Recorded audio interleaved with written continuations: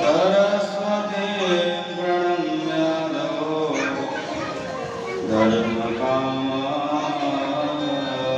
धर्मकामार्थसिद्धये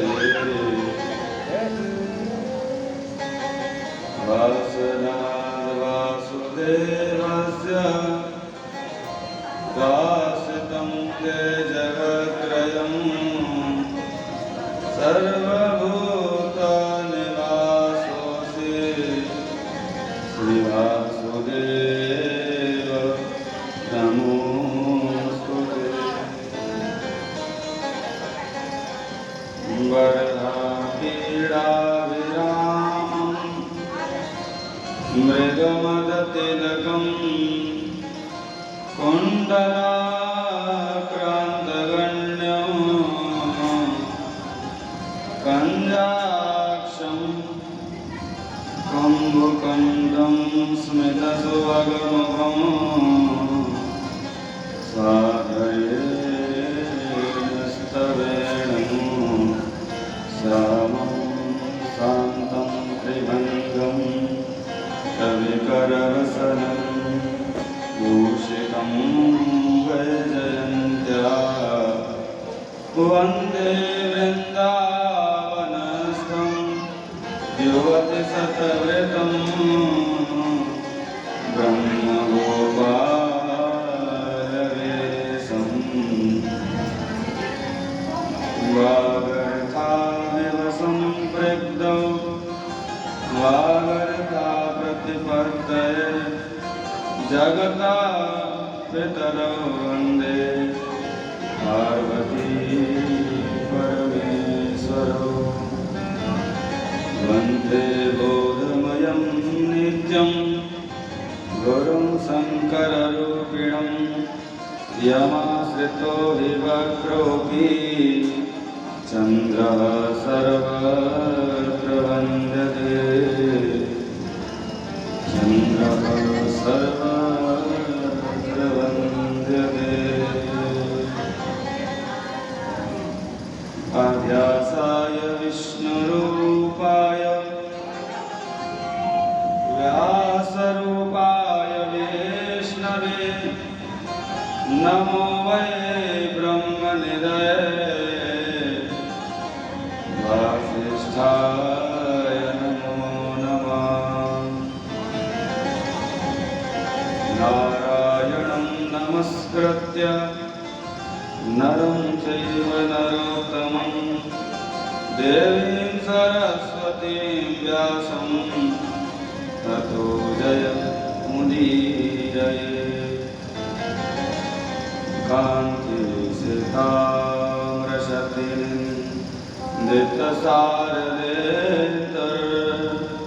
दित्तसारदेतर्यत्रैकतो विलसिता मस्ताङ्गशोभा वृन्दावनीति कृपया मुनिगङ्गशृङ्गं श्रीराधामुकुन्दयुगलं तदहं नमामि। श्रीराधामुकुन्दयुगलं तदहं नमामि। नीलाम्बुजस्य मलकोमलाङ्गं सीतासमारोपितवामभागं बाणो महासायकचारुचावं नमामि रामं रघुवंशनाथं। मनोजवं मारुततुल्यवेगं जितेन्द्रियं बुद्धिमतां वरिष्ठं वातात्मजं वानरयूथमुख्यं श्रीरामदूतं शरणं प्रपद्ये। मासारदि नमस्तुभ्यं काश्मीरपुरवासिनि त्वां प्रार्थये नित्यं विद्यादानं च देवे नमामि गंगे तव पादपङ्कजं सुरासुरैर्वन्दितदिव्यरूपं भोगें च मोगें च ददासि नित्यं भावानुसारेण सदा नराणां भावानुसारेण सदा नराणां गुरुर्ब्रह्मा गुरुर्विष्णु गुरुर्देवो महेश्वरा गुरु साक्षात् परब्रह्म तस्मै श्री गुरुवे नमः। योऽन्तः प्रवेश्य मम वाचमिमामृसुतां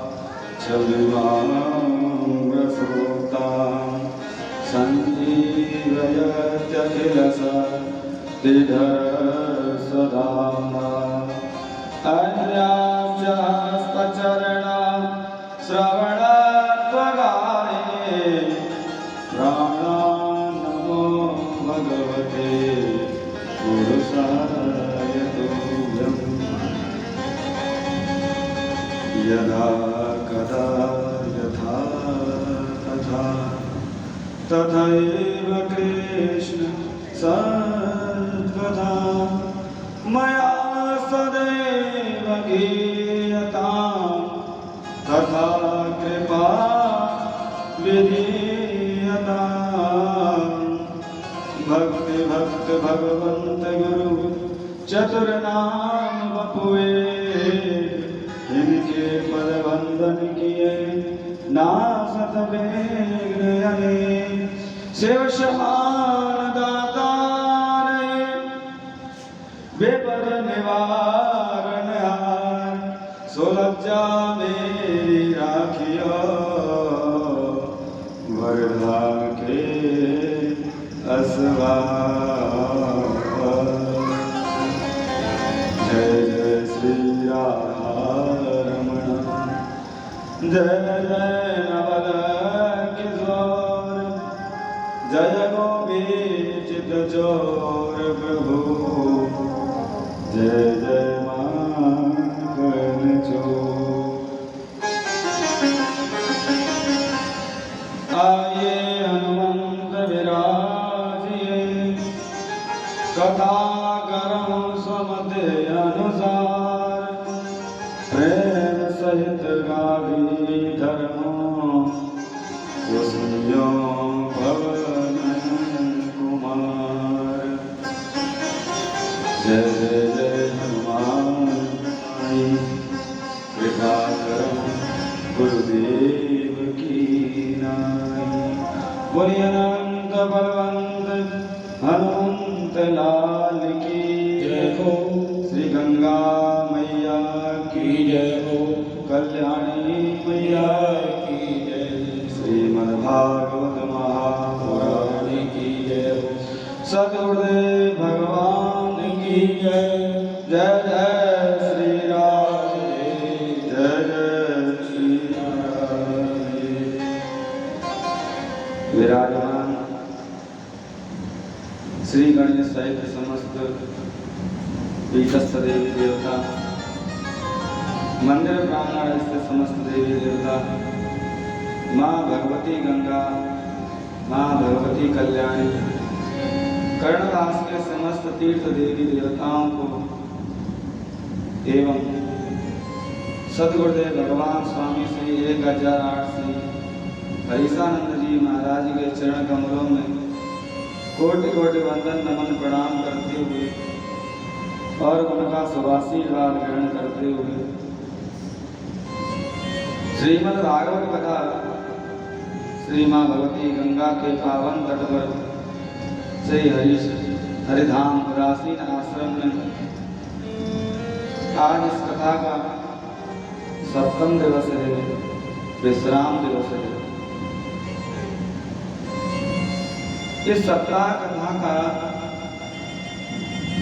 जो विगत 6 दिनों से 6 दिनों से चल रहा था, आज इस कथा का आज विश्राम दिवस है, 7वां दिन है। सप्तम दिवस की एक मधुर मंगलमयी पावन वेला में समुपस्थित भक्तिमयी माताएं, श्रद्धामयी बहनें, भाव स्वरूप भाई बंधुजन एवं प्रेम स्वरूप बाल गोपाल, समस्त ज्ञान वैराग्य स्वरूप वयोवृद्धजन, संतजन, भक्त वृंद सभी के हृदय में विराजमान परमाराध्य हृदयाराध्य श्री बांके बिहारी जी की उस उत्तम छवि को मैं प्रणाम वंदन अभिनंदन करता हूँ, जो सबके हृदय पटल में विराजमान है। सिया राम मैं सब जग जानी, करम प्रणाम जोर जोगवानी। कि जिनके हृदय में राम बसे और धरे राम का ध्यान, ऐसे सद्भक्तन को मेरा कोटिन बार प्रणाम। जो निरंतर भगवान की चर्चा में लगे रहते हैं, सत्संग में लगे रहते हैं, ऐसे सद्भक्त जिनके हृदय में हमेशा प्रभु का वास है,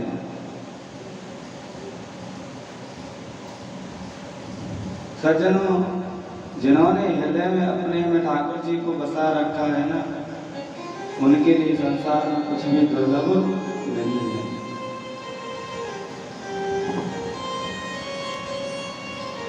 वो ठाकुर जी सब कुछ प्रदान कर देता है। योग कहे तो योग दे डालूं, भोग चाहे तो भोग दे टालूं, और भक्त जो लेन न देन करे, बाबू न टार्यो जाए। जो भगवान के भक्त भगवान से लेन देन नहीं करते हैं ना, उनको तो भगवान अपने आप को ही देते हैं, प्रभु को ही देता, भगवान को ही देता। हाँ, कि भक्त जो लेन न देन करे, बाबू न टार्यो जाए। ये मेरा ठाकुर ऐसा ही है। हाँ,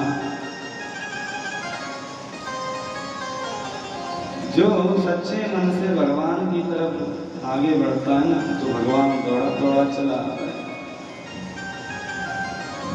जो तू आवे एक पग, मैं आऊं पग 60। तू मेरी तरफ जब एक कदम बढ़ाएगा ना, तो भगवान कहते हैं मैं तेरे लिए 60 कदम दौड़ के आऊंगा, 60 कदम।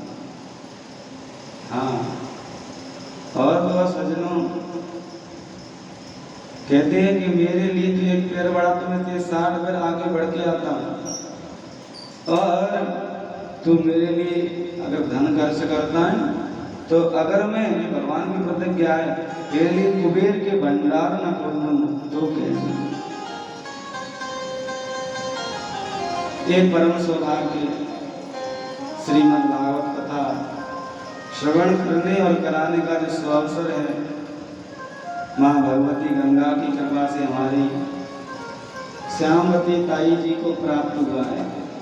हाँ, नहीं तो इरादे रोज बनते हैं और बनकर के बिगड़ जाते हैं, और भगवत कथा वही करवा पाते हैं जो गोविंद को ले जाते हैं। जिन्होंने कन्हैया को प्रसन्न कर लिया है ना, समझते ना सत्संगम चलते पुरुषो यदा। ठाकुर जी की कृपा से जब हमारा पिछला किया हुआ सब कर्म है ना, वही भाग्य बनता है, वही भाग्य बनता है। जब उस भाग्य के फल देने का समय आता है ना, तब हमें श्रीमद् भागवत कथा श्रवण करने का और कराने का अवसर प्राप्त होता है। सदगुरुदेव भगवान की कृपा से ये मंगलमय दिव्य सुअवसर प्राप्त हो गया है। तो भगवान की कथा में प्रवेश करने से पूर्व आइए भगवती राधा रानी के चरण कमलों में प्रणाम करते हैं और उनसे भगवान की कथा में प्रवेश करने के लिए आज्ञा मांगते हैं। राधा रानी की जय हो, श्री भक्तवत्सल भगवान की जय हो। कब तुम कृपा करोगे, कब तुम कृपा करोगे श्री राधा रानी, कब तुम कृपा करोगे श्री राधा रानी, कब तुम कृपा करोगे, कब तुम कृपा करोगे श्री राधा रानी, कब तुम कृपा, कब तुम कृपा करोगे श्री राधा रानी, कब तुम कृपा करोगे राधा रानी, कब तुम कृपा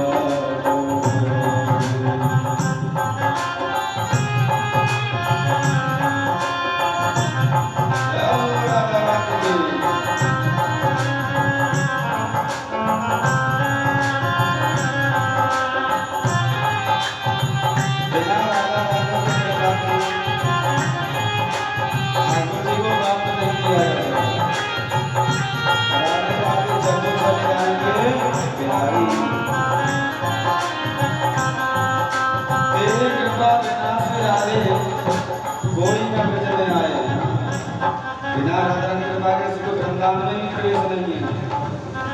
कब तुम कृपा करोगे श्री राधा रानी, कब तुम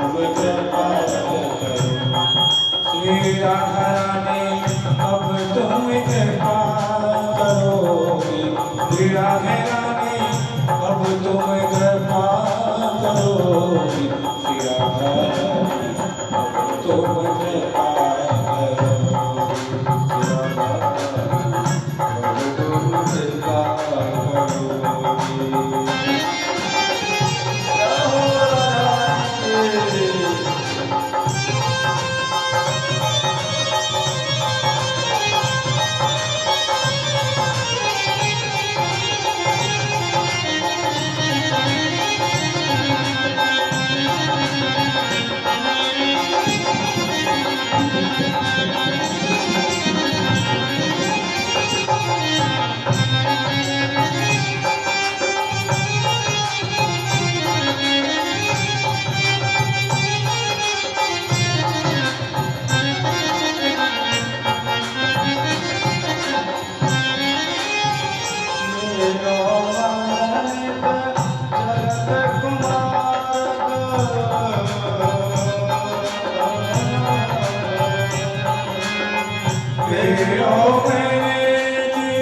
चलत कुमार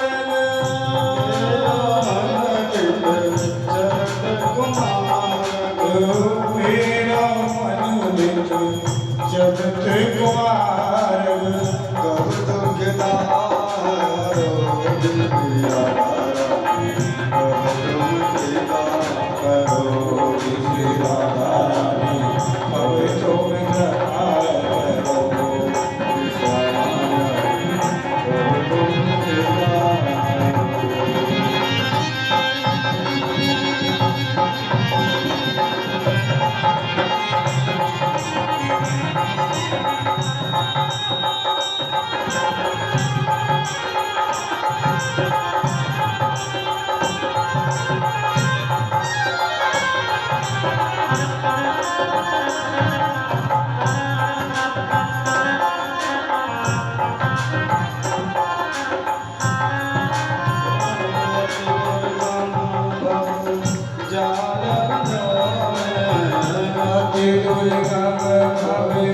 जाल बधाओ में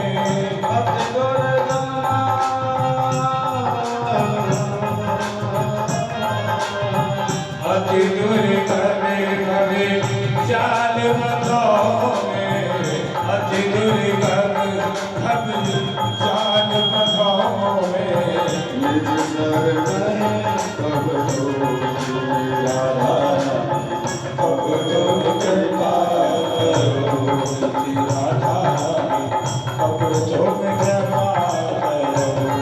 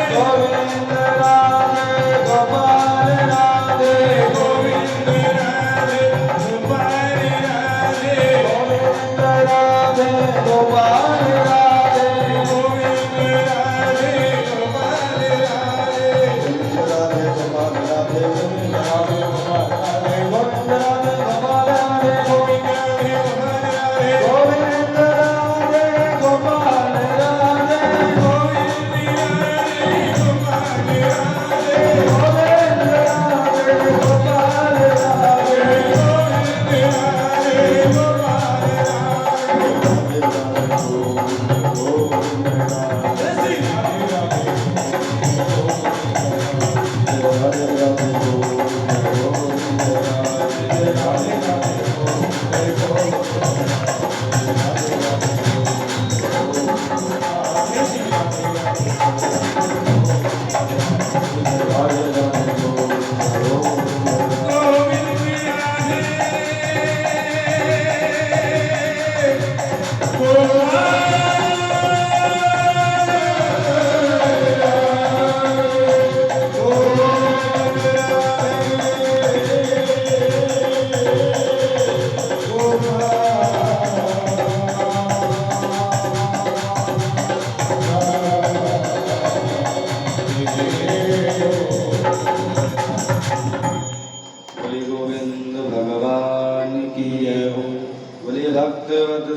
भगवान की जय हो।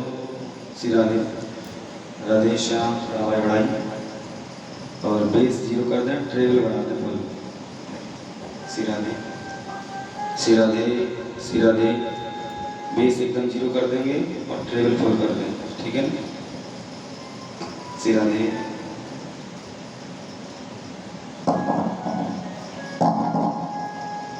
बोली भक्त वत्सल भगवान की जय हो।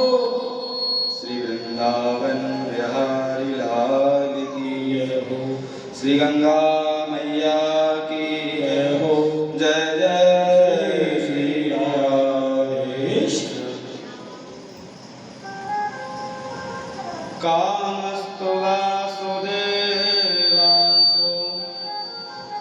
दग्ध प्रारुद्रमन्युना देहोपपत्तये भूय तमेव प्रतिपद्यत। भगवान की दिव्य मंगलमयी कथाओं का श्रवण करते हुए कल आपने दिव्य रुक्मिणी मंगल की कथा को श्रवण किया। कैसे भगवान ने माँ भगवती रुक्मिणी की मनोकामना को सिद्ध करने के लिए, रुक्मिणी की कामना को पूर्ण करने के लिए भगवती रुक्मिणी का हरण किया। सुखदेव स्वामी जी राजा परीक्षित से कहते हैं, रुक्मिणी साक्षात लक्ष्मी है। अगर रुक्मिणी साक्षात लक्ष्मी है तो भगवान श्री कृष्ण साक्षात नारायण है। राम रूपे भवे सीता और रुक्मिणी कृष्ण जन्म। जब भगवान राम अवतार लेके आते हैं तो भगवती सीता स्वयं लक्ष्मी का अवतार है। लक्ष्मी कभी जन्म नहीं लेती। राजा जनक जी को सीता भूमि से प्राप्त हुई और राजा भीष्मक को रुक्मिणी एक पुष्प पर प्राप्त हुई, कमल के पुष्प पर। साक्षात लक्ष्मी है रुक्मिणी मैया, इसलिए भगवान श्री कृष्ण के साथ में रुक्मिणी मैया का विवाह होता है।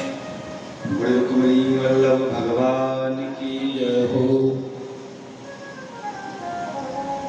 भगवान के कुल मिलाकर 16,108 विवाह हुए। कितने विवाह हुए? 16,108। देखो, अब विवाह का जो वर्णन है ना वो तो हम करेंगे कि कितने विवाह हुए और गिनती आप करोगे, ठीक है। बोलो गोविंद भगवान।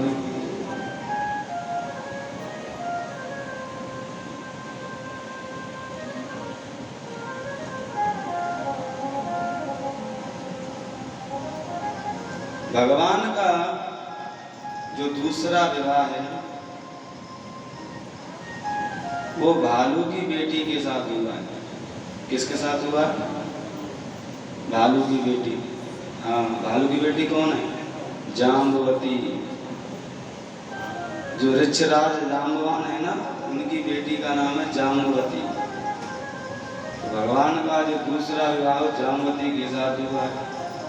तो सुखदेव स्वामी से राजा परीक्षित पूछते हैं, महाराज ये जाम्बवंत जी तो त्रेता युग में थे, क्या ये द्वापर में जो जाम्बवंत जी का आप वर्णन कर रहे हैं क्या ये वही जाम्बवंत जी हैं या कोई दूसरे हैं?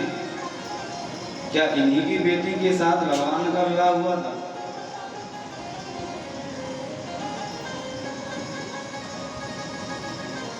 सुखदेव स्वामी कहते हैं, राजा परीक्षित ये वही जाम्बवंत जी हैं। तो राजा परीक्षित सुखदेव स्वामी जी से कहते हैं कि भगवान के इस विवाह के प्रसंग को आप थोड़ा विस्तार से सुनाइए ना। हमारे मन में अभिलाषा जागृत हो रही है कि भगवान का विवाह जो भालू की बेटी के साथ हुआ ये किस प्रकार हुआ, कैसे हुआ? हाँ, इसको हम थोड़ा विस्तार से बताओ। तो सुखदेव स्वामी जी कहते हैं कि द्वारकापुरी में एक छोटे राजा हैं जिनका नाम है सत्यराजित। सत्यराजित के छोटे भाई है प्रसेन। जो सत्यराजित है ना, इन्होंने सूर्य भगवान की तपस्या की और सूर्य भगवान ने प्रसन्न होकर के इनको एक मणि प्रदान की। क्या प्रदान की? मणि। इसको स्यमंतक मणि कहा जाता है। और यह जो स्यमंतक मणि है, इसकी जो है 8 घंटे पूजा करने पर ये 8 भार सोना प्रदान करती है। 8 भार सोने का मतलब होता है कम से कम 2 क्विंटल सोना।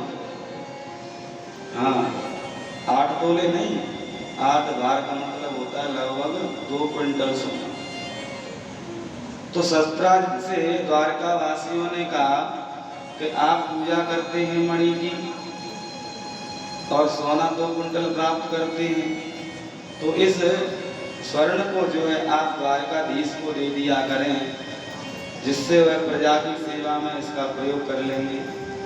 तो सत्यराजित ने कहा भैया 8 घंटा पूजा मणि की हम करते हैं, सूर्य भगवान को प्रसन्न हमने किया और मणि द्वारकाधीश को दे दें ना, मना करते हैं। भैया हम पूजा करते हैं, हम तपस्या करते हैं, मणि तब दे दिए, मेहनत हम करते हैं और सोना द्वारकाधीश को दे दें ना, नहीं देंगे, मना करते हैं। द्वारकाधीश के मन में बिल्कुल भी इच्छा नहीं थी कि सत्यराजित हमको मणि दें, लेकिन जो भगवान की मंत्रीगण हैं भगवान के, उन्होंने ये बात कही। कोई बात नहीं दी तो भगवान पे कोई फर्क नहीं पड़ता। हाँ, एक दिन की बात है, सत्यराजित के छोटे भाई प्रसेन है ना, इन्होंने उस चमकते हुई मणि को अपने गले में पहन लिया। गले में धारण करके कह रहे देखो कितनी सुंदर लग रही है, हमारे बड़े भैया की मणि है। हाँ, सबको दिखाया। दोपहर का समय हुआ तो ये शिकार खेलने के लिए घोड़े पर बैठकर जंगल में निकल गए। वहां पर इस प्रसेन पर जो एक शेर ने आक्रमण कर दिया, प्रसेन को मार दिया, घोड़े को भी मार दिया शेर ने। और सत्यराजित जो गले में चमकती हुई मणि पहने हुए थे ना, उसको शेर ने अपने मुंह में दबाया और लेके जा रहा था। सो उधर से ही आ रहे थे मार्ग में जामवंत जी, उन्होंने देखा अरे वाह बड़ी मणि सुंदर चमक रही है, तो शेर के मुंह में एक थप्पड़ मारा, तो शेर तो मर गए कि थप्पड़ में। जामवंत जी बड़े बलवान थे। हाँ, रावण में एक मुक्का मारा था, सो बेहोश हो गया एक ही मुक्का में। बोला गोविंद भगवान की जय। शेर मर गया और मणि ले आए जामवंत जी। और जामवंत जी अपनी गुफा में आए तो इनकी बेटी है जिसका नाम है जाम्बवती, उन्होंने लाकर के उस मणि को अपनी बेटी को दे दी। देखो बेटी कितना प्रकाश निकलता है इस मणि में से। और बेटी जो है ना जाम्बवती, वो मणि से खेल रही है गुफा के अंदर। हैं, जहाँ उसको खेलती है, फेंक देती है, उसमें से प्रकाश निकलता है, बहुत जोरदार प्रकाश निकलता है उस मणि में से, खेल रही है उससे। अब कई 2-4 दिन हो गए, प्रसेन जंगल से नहीं लौटे शिकार खेल के। अब तो सब में चर्चा होने लगी धीरे धीरे कि हो ना हो द्वारकाधीश के मंत्री जो है मणि मांग रहे थे कि द्वारकाधीश को दे दो, तो हमें तो ऐसा लगता है कि मणि के लोभ में आकर के और द्वारकाधीश ने प्रसेन को मार दिया है और मणि को ले लिया है। करणे करणे जपन जना, धीरे धीरे बात जो है पूरी द्वारका में फैल गई। यह बात द्वारकाधीश के कानों में जब पड़ी, द्वारकाधीश पता है क्या कहते हैं, हमें तो ऐसा लगता है कि हमने चौथे का चंद्रमा देख लिया, सो हमको ये झूठा कलंक लग गया। हाँ? सच बता रहा हूँ सब, अगर चौथ का चंद्रमा जो भादों के महीने में चौथ आ गई ना, अगर उस दिन आप चंद्रमा का दर्शन करते हैं तो झूठा कलंक अवश्य लगता है। सो भगवान कह रहे हैं लगता है हमने चौथ का चंद्रमा देख लिया इसलिए हमको एक झूठा कलंक लग गया। कोई बात नहीं, अब भाई हम पे कलंक लगाए तो हम इसको साबित भी करना पड़ेगा कि भाई हमने ये ऐसा काम नहीं किया। कहते हैं इस मंतक मणि के जो उपाख्यान है, जो कथा है ना, इसको श्रवण करने मात्र से अगर किसी ने चौथ का चंद्रमा देख लिया होगा ना तो उसका दोष दूर हो जाता है। हाँ, अगर गलती से अगर बाई चांस आप चौथ का चंद्रमा देख लो तो इस मंतक मणि वाली कथा भागवत में अच्छे से सुन लो ना, तो चौथ के चंद्रमा देखने का दोष खत्म हो जाता है।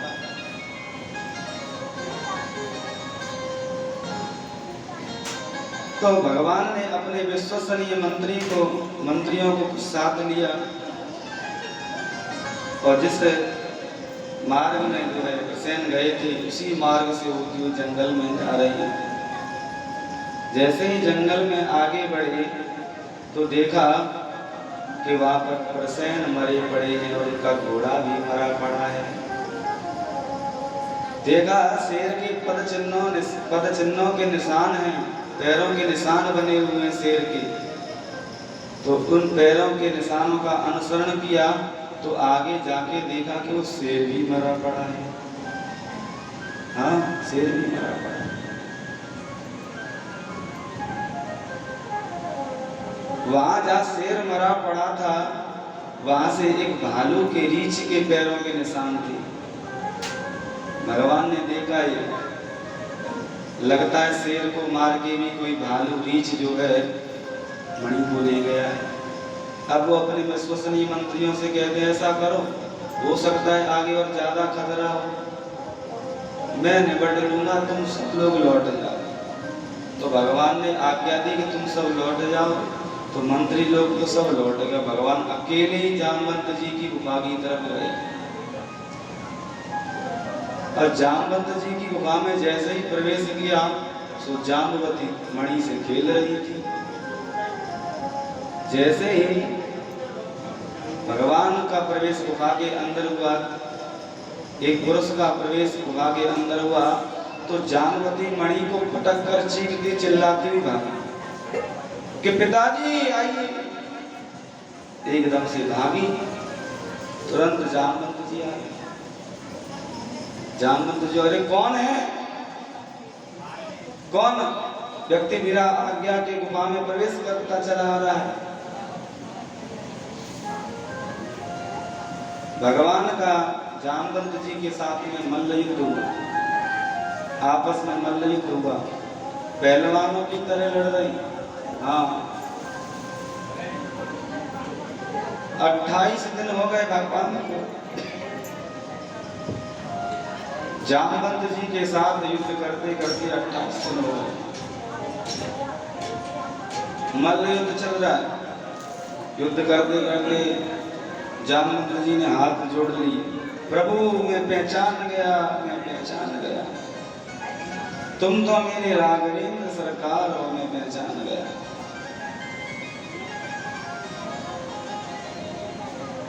सज्जनों, जब भगवान का राम अवतार हुआ था तो लगभग सभी राक्षसों को राम लक्ष्मण हनुमान इत्यादि ने मार दिया। ये जब युद्ध हुआ उस समय रावण कुंभकर्ण क्या सब मारे गए। कहते हैं जब रावण का युद्ध हो रहा था तो जामवंत जी ने एक मुक्का रावण में मार दिया, बेहोश हो गए, इतने बलवान थे। के बलिबांधत सोए बाढ़ो, सो तन बरने न जाए, ओ भय धरी महादिनी, सात प्रदक्षिण धार। ये जामवंत जी जो है ना बड़े बलवान थे, बहुत बलवान थे। जब भगवान का वामन अवतार हुआ था ना, भले बांध सोई बाढ़ो, सो तन बरने न जाए, उस समय जामवंत जी युवा थे, युवा। सो उस घड़ी में रावण भगवान की 7 प्रदक्षिण धाम, 7 परिक्रमा कर डाली, थके नहीं, इतने बलशाली थे जामवंत जी।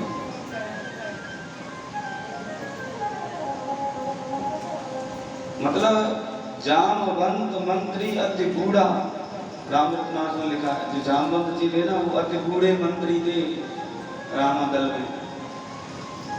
सुग्रीव की सेना में जामवंत जी सबसे मंत्री अति बूढ़ा। तो बल आप तो बड़े बूढ़े हो, एक तरफ बैठो, ऐसे कह रहे थे उनसे। युद्ध लड़ाई नहीं जामवंत जी ने। सो जब रावण कुंभकर्ण सब मर गए ना, तो सब भगवान से राजा के भक्ति मांग रहे हैं, कोई श्रद्धा मांग रहे, वरदान दे रहे हैं भगवान राघवेंद्र प्रभु, क्या आप सबने मेरी मदद करी युद्ध में, जिसको जो चाहिए सो मांगे। सब अपने अपने वरदान मांग रहे हैं, कोई भक्ति मांग रहा है, कोई शक्ति मांग रहा है, कोई मुक्ति मांग रहा है, कोई सेवा मांग रहा है। अब जामवंत जी का नंबर आया, तो जामवंत जी बोले प्रभु जितने भी बलशाली राक्षस थे सबको आपने मार दिया, मैं भी राक्षसों को मारना चाहता था, युद्ध करना चाहता था, लेकिन आपने हमको युद्ध करने नहीं दिया, इसलिए मेरे भुजाओं में खुजली पड़ रही है, खुजली हो रही है। तो क्यों ना प्रभु मैं आपके साथ ही युद्ध कर लूं। भगवान राम से कह रहे हैं जामवंत जी कि मैं आपके साथ ही युद्ध कर लूं तो मेरी भुजाओं की खुजली मिट जाए। भगवान ने मुस्कुराते हुए कहा देखो जामवंत, इस अवतार में मैं स्वामी हूँ और तुम सेवक हो। स्वामी और सेवक का युद्ध हो ये अच्छा नहीं है, मर्यादा के खिलाफ है, लेकिन तुम्हारी ये मनोकामना मैं अवश्य पूरी करूंगा। सो आज वही राघवेंद्र प्रभु द्वारकाधीश बन के आए हैं, जामवंत की भुजाओं की खुजली पूरी मिटाई दी। सो पहचान गए आप तो मेरे राघवेंद्र हो। रघुपति राघव राजा राम, पतित पावन सीताराम, आप तो मेरे राजा राम हो। प्रणाम किया। राघवेंद्र सरकार मेरे द्वारकाधीश के चरणों में जब जामवंत जी ने प्रणाम किया, कहा प्रभु त्रेता युग में मैंने आपकी जो अलौकिक भक्ति प्राप्त करी, और इस जीवन में इस द्वापर युग में मैंने आपके दर्शन प्राप्त कर लिए। अब तो मैं यही चाहता हूँ कि अरण्य में भगवान का भजन करूँ, लेकिन मेरी ये बेटी है, मेरे ऊपर एक जिम्मेदारी है, इस जिम्मेदारी से प्रभु आप मुझे मुक्त कर दो, आप मेरी इस बेटी को अपना लो। जामवंत जी ने जो मणि थी ना उसको जामवती के हाथ पे रखा और द्वारकाधीश के लिए जामवती का कन्यादान कर दिया। बोलो गोविंद भगवान की जय हो, बोली भक्त वत्सल भगवान की जय हो। ये जामवती जी जो है ना, इनके शरीर पर बाल हैं, चेहरे पे बाल हैं, बाल ही बाल हैं इनके। अब जामवती जी को साथ लेके भगवान चले, तो जामवती जी थोड़ा मन में संकोच कर रही थी कि मैं कहाँ भालू की बेटी, कहाँ ही सर्वांग सुंदर दिव्य भगवान स्वयं द्वारकाधीश। भगवान सबके मन की जानती है, वो घट वासी है, अंतर्यामी है। हाँ अंतर्यामी।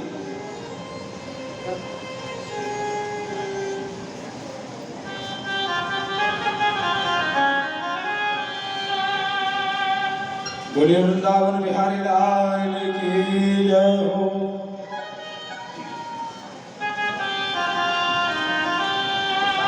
जो श्याम पर फिदा हो, जो श्याम पर फिदा हो, उस तन को ढूंढते हैं जो श्याम पर फिदा हो, श्याम पर फिदा हो, उस तन को ढूंढते हैं।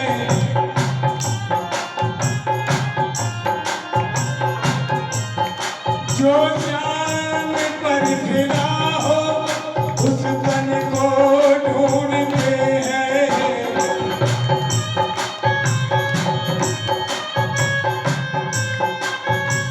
घर श्याम का हो जिसमें घर श्याम का हो जिसमें उस तन को ढूंढते हैं जो श्याम पर फिरा हो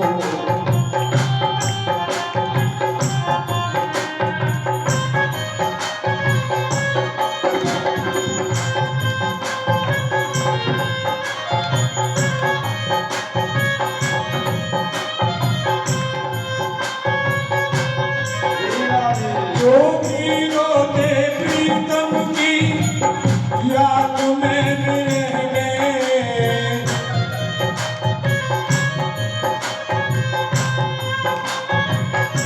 जो भी रोते प्रीतम की याद में रहने जीवन भी ऐसे देगी जीवन भी ऐसे देगी जीवन को ढूंढते हो श्याम पर फिरा हो उस तन को ढूंढते घर श्याम का हो जिसमें घर श्याम का हो जिसमें उस मन को ढूंढते हो श्याम पर फिरा हो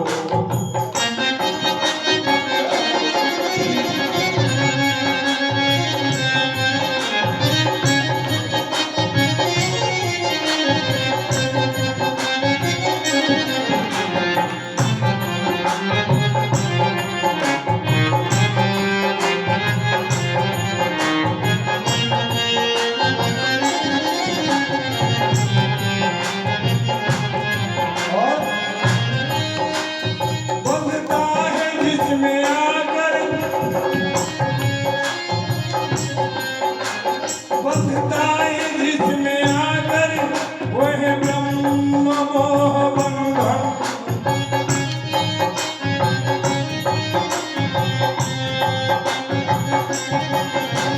बंधता है जिसमें आकर वह ब्रह्म मोह बंधन उस प्रेम के अनोखे उस प्रेम के अनोखे बंधन को ढूंढते जो श्याम पर फिरा हो जो श्याम पर फिरा हो उस तन को ढूंढते हर श्याम का हो जिसमें हर श्याम का हो जिसमें उस मन को ढूंढते जो श्याम पर फिरा हो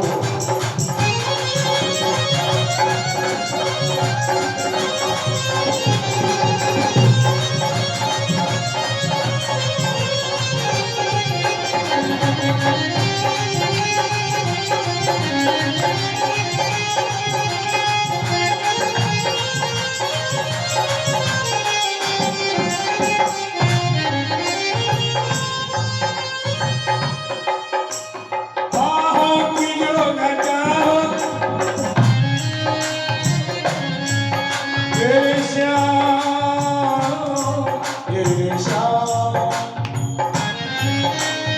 आहों की जो घटा हो कामिनी हो दर्द दिल की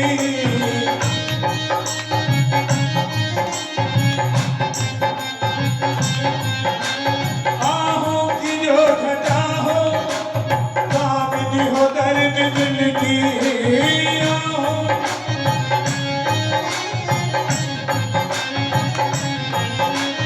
आहों की जो घटा आहों की जो घटा हो कामिनी हो दर्द दिल की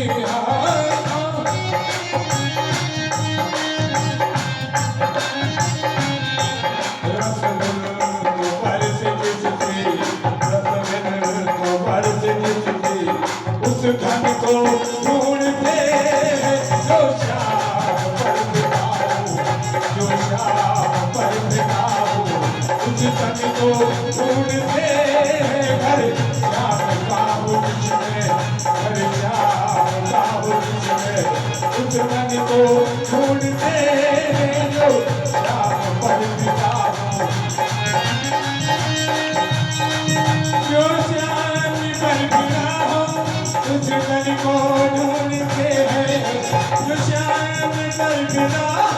उस तन को ढूंढते हैं हर शाम गाँव में, हर शाम गाँव में उस तन को ढूंढते हैं उस शाम पर बिताओ, उस तन को ढूंढते हैं उस शाम पर बिताओ, उस शाम पर बिताओ, उस शाम पर बिताओ। बोली भक्त वत्सल भगवान की जय हो, श्री वृंदावन बिहारी लाल की जय हो।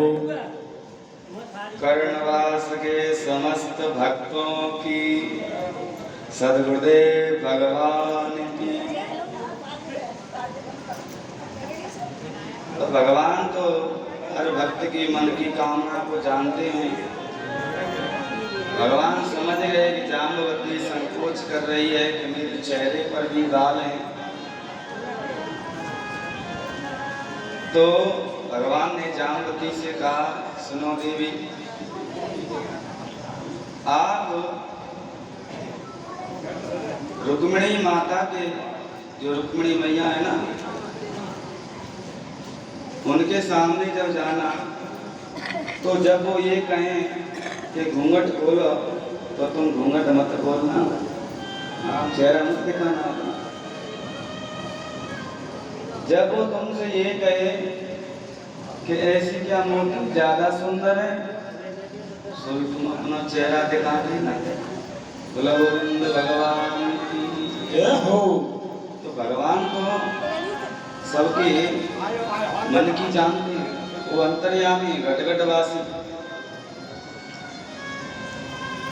और जैसे जाम्बवती को लेकर के भगवान द्वारका पहुंचे तो रुक्मिणी मैया,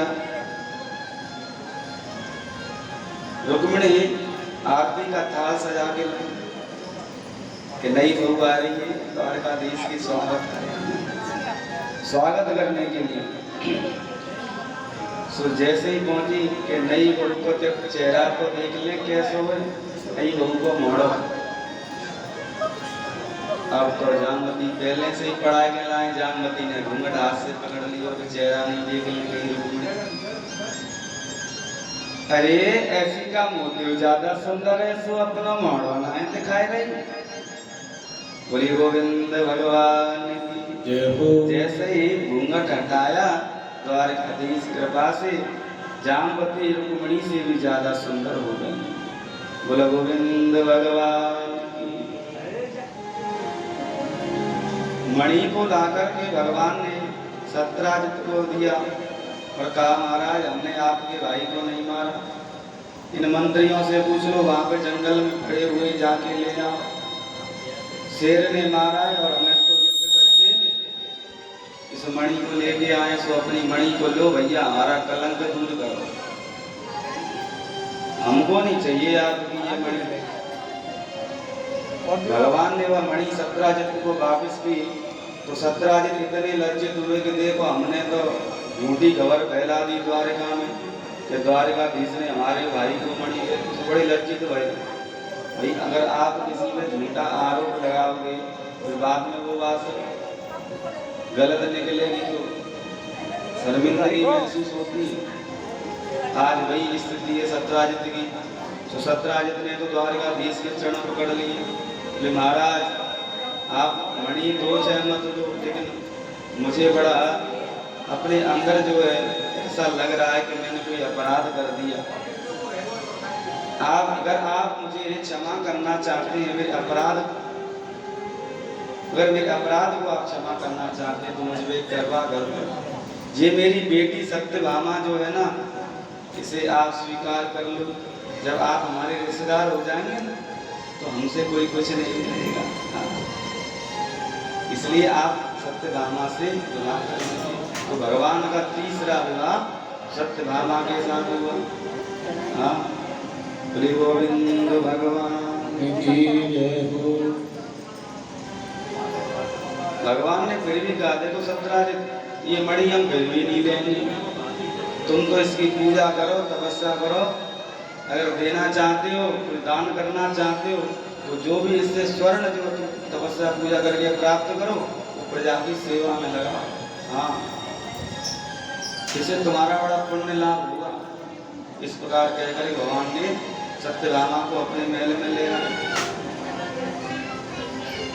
इस प्रकार भगवान के 3 विवाह संपन्न हुए। पहला विवाह रुक्मिणी के साथ, दूसरा विवाह जाम्बवती के साथ और तीसरा विवाह सत्यभामा के साथ। भगवान का जो चतुर्थ विवाह है वो कालिंदी के साथ हुआ। अभी कालिंदी कौन है पता? कालिंदी साक्षात जमुना। हाँ, वृषाम सुंदर यमुने महारानी की जय हो। एक बार भगवान द्वारकाधीश अर्जुन के साथ रथ में बैठ कर के जमुना जी के किनारे घूम रहे थे। तो अर्जुन ने दूर से देखा कि कन्या जो है तपस्या कर रही है। तो भगवान ने पूछा, भगवान ने कहा अर्जुन से कि जाके पूछ के आप ये क्यों तपस्या कर रही है। तो अर्जुन गए और जाकर के उस कन्या से कहा कि तुम यहाँ तपस्या क्यों कर रही हो।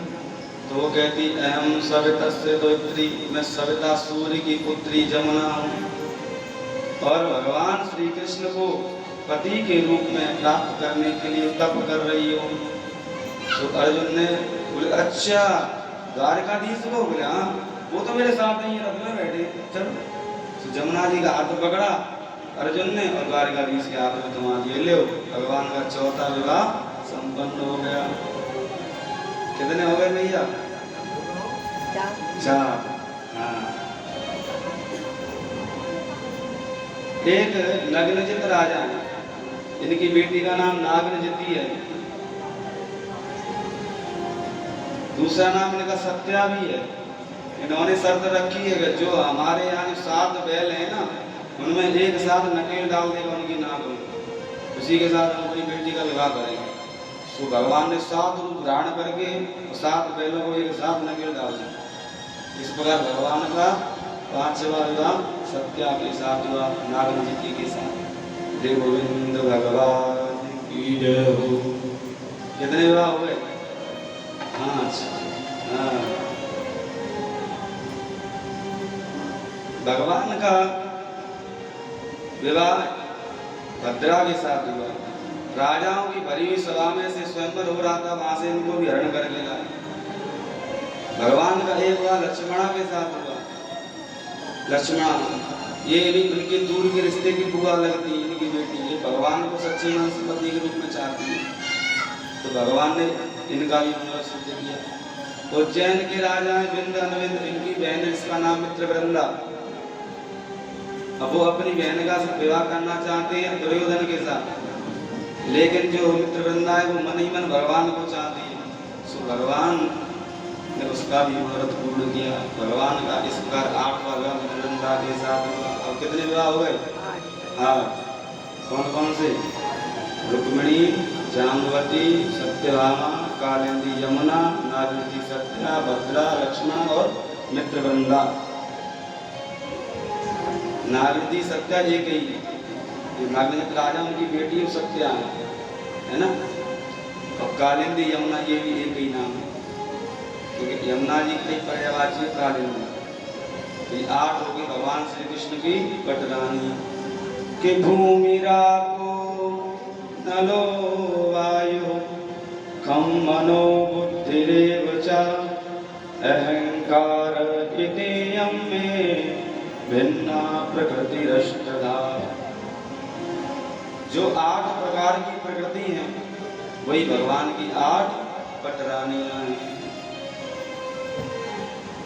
इसके बाद भगवान के 16,100 विवाह और हुए। कितने हुए? 16,100। एक ही दिन में भाई, एक ही दिन में, एक ही मुहूर्त में। सुखदेव स्वामी जी से राजा पूछ गए थे, महाराज जी ऐसे कैसे 16,100 विवाह एक दिन में ही कैसे हो गए? तो कह रहे हैं कि प्राग ज्योतिषपुर नाम का एक नगर है, वहां पर भूमि से उत्पन्न हुआ एक दैत्य, इसका नाम नरकासुर है। अब भूमि से प्रकट हुआ इसलिए इसका एक नाम भौमासुर भी है। इसके यहाँ 5 वन वाला एक बहुत विशाल सर्प है जिसका नाम मुर है। मुर नाम का दैत्य सर्प पर ग्रहण कर लेता है और नगर की रक्षा करता है। इसका संकल्प है कि जब 20,000 राजकुमारियां इकट्ठी कर लूंगा तब एक साथ उनके साथ विवाह करूंगा। बोलो गोविंद भगवान। इसलिए इतना बलशाली है, जितने भी राजाओं से युद्ध करता है ना उनको परास्त कर देता है। और जब परास्त कर देता है तो उनके यहाँ जितनी राजकुमारियां होती हैं उनको पकड़ ले आता है और लाकर कारागार में बंद कर देता है। नारद जी गए द्वारकाधीश के पास, प्रभु आपके होते हुए इतना बड़ा अत्याचार कैसे हो रहा है? इतना बड़ा अत्याचार आपके होते हुए। तो भगवान ने सत्यभामा को साथ लिया और रथ में बैठ करके प्राग ज्योतिषपुर पहुंच गए। और वहां पर मुर नाम का जो दैत्य है इसके साथ भगवान का युद्ध हुआ। भगवान ने मुर नाम के दैत्य को मारा, इसलिए भगवान का नाम मुरारी पड़ गया। बोले मुरारी भगवान की जय हो। भौमासुर के साथ इसका युद्ध हुआ। द्वारकाधीश ने सत्यभामा के सामने भौमासुर का वध कर दिया और भौमासुर का उद्धार होने के बाद में सत्यभामा ने देखा कि इसके कारागार में 16,100 राजकुमारियां कैद हैं। अब वो राजकुमारियां जो थी सब भगवान के चरणों के वंदना करने लगी, कहने लगी कि अब हम कहाँ जाएं? कोई भी राजकुमार हमारा वर्णन नहीं करेगा क्योंकि हम वर्षों से इस दैत्य के यहाँ कारागार में बंद हैं। या तो हम जो है अपनी आत्महत्या कर लेंगे अथवा कुमार्ग में चली जाएंगे। इसलिए आप ही जो है हमारा उद्धार करो। तब सत्यभामा भगवान से कहती कि आप तो जगतपति हो, संसार के सुख दुखों को दूर करने वाले, संसार के कष्ट को दूर करने वाले, क्या आप इनके दुख को दूर नहीं करोगे? भगवान ने सत्यभामा के समक्ष ही एक ही मुहूर्त में, एक ही दिन में, एक ही समय में 16,100 रूप धारण किए और 16,100 कन्याओं के साथ भगवान ने विवाह किया। बोले गोविंद भगवान की जय हो। कर्तुम अकर्तुम अन्यथा कर्तुम समर्थ ईश्वर। जो करने योग्य है, जो न करने योग्य है, उस कार्य को भी कर दे, उसी तो ईश्वर कहते हैं। हाँ, कि समर्थ कौन नहीं दोष गोसाई, समर्थ कौन नहीं दोष गोसाई। रवि पावक सुरसर के नाई, रवि पावक सुरसर की नाई। समर्थ कौन दोष गोसाई, समर्थ कौन नहीं दोष गोसाई। जो समर्थ है ना वो सब कुछ कर सकता है। भगवान ने अपने जीवन में सबसे कहा, कृष्ण भगवान ने कहा आओ मेरी पूजा करो, मैं भगवान हूँ, सबसे कहा। लेकिन भगवान राम ने कहा, राम ने एक भी बार नहीं कहा। क्यों नहीं कहा? वो मर्यादा पुरुषोत्तम थे और ये लीला पुरुषोत्तम है। अहम ताम सर्व पापेभ्यो मोक्षयिष्यामि मा शुचः। तुम एक बार मेरी शरण में तो आ जाओ, मैं तुम्हारे सारे पाप दूर न कर लूं तो कहना। एक बार तुम मेरे बन की तो दिखाओ, सारी दुनिया को तुम्हारी ना बना दूं तो कहना। मेरे लिए धन खर्च करके तो देखो, कुबेर के भंडार ना खोल दूं तो कहना। हाँ, मेरे लिए आगे पैर बढ़ा के तो देखो, मैं दौड़ा दौड़ा ना चला हूं तो कहना। हाँ, सिला थोड़ा इसके बाद ये भगवान की दिव्य लीला है। कहते हैं भागवत में सुखदेव स्वामी जी, ये 16,100 जो है ना,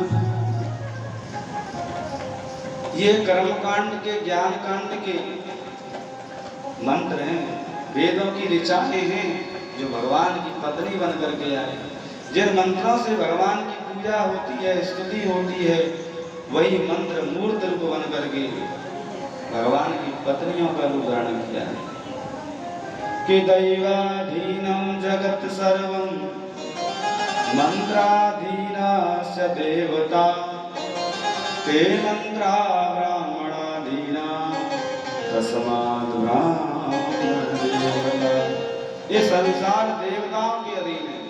दैवाधीनम जगत् सर्वम, लेकिन देवता किसके अधीन है? मंत्रों के। मंत्राधीनास्य देवता, देवता मंत्रों के अधीन है। मंत्र कौन पढ़ना जानते हैं? ब्राह्मण आचार्य, जो मंत्र जानते हैं। ये मंत्र पढ़ के तो भगवान को भोग लगाते हैं, पूजा कराते हैं। ते मंत्रा ब्राह्मणाधीना, वो मंत्र किसके अधीन है? ब्राह्मणों के। हैं? वो मंत्र किसके अधीन है? ब्राह्मणों के। इसलिए तस्मात् ब्राह्मण देवता, इसलिए ब्राह्मण की देवताओं के समान।